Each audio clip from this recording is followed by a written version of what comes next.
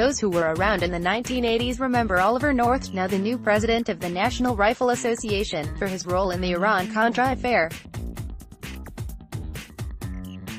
What's less well-known but just as egregious is his anti-LGBT record, which includes equating the opposition to marriage equality to the fight against slavery.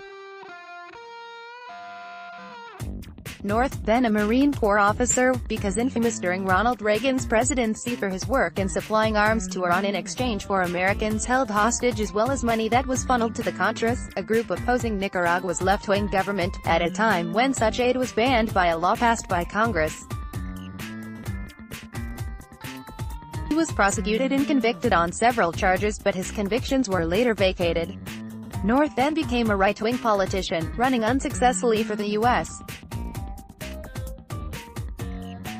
Senate from Virginia in 1994, and commentator, with a regular gig as a Fox News contributor, from which he retired as of last Monday.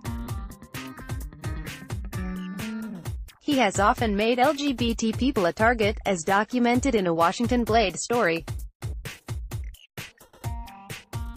He likened marriage equality opponents to anti-slavery activists in a 2014 speech at the Conservative Political Action Conference, a premier gathering of the far right. Some say that we must ignore social issues, like the definition of marriage, the sanctity of life, religious freedoms. North said, according to the Blade. I say those are not social issues, they are deeply moral and spiritual issues and should be part of America's elections. In the 1850s, a political party was born on the idea of a great moral issue, human bondage, the abolition of slavery in America, he continued. If we, as conservatives, cease to be a place where people of faith and those who believe in strong moral values can come, we will cease to be a political force in America. In the same speech, North offered a thinly veiled denunciation of the repeal of Don't Ask, Don't Tell, which had come a few years earlier. The members of our armed forces and their families deserve better than being treated as laboratory rats in some radical social experiment, North said. He has made other comments criticizing the inclusion of lesbian, gay, and bisexual people in the military. In 2010, ADM Mike Mullen, chairman of the Joint Chiefs of Staff, had said in a Senate hearing that service members who don't want to work alongside LGBT people should find another place to work. North responded in a National Review article that Mullen's comment illuminates a deeply misguided commitment to political correctness and foreshadows serious adverse consequences for our national security.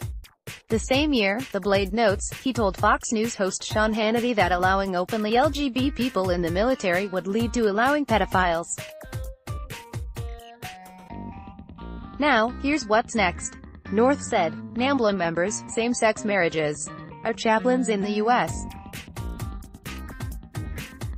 Military going to be required to perform those kinds of rituals? Do they get government housing? Jason Lindsay, founder and executive director of the Pride Fund to End Gun Violence, told The Blade North's anti-LGBT views will fit right in with the NRA.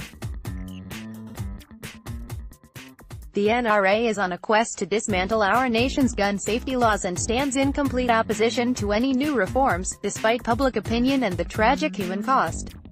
Lindsay said. Of particular concern to the LGBTQ community is North's inflammatory statements regarding the repeal of Don't Ask, Don't Tell, which he implied would lead to pedophiles being admitted to the armed forces.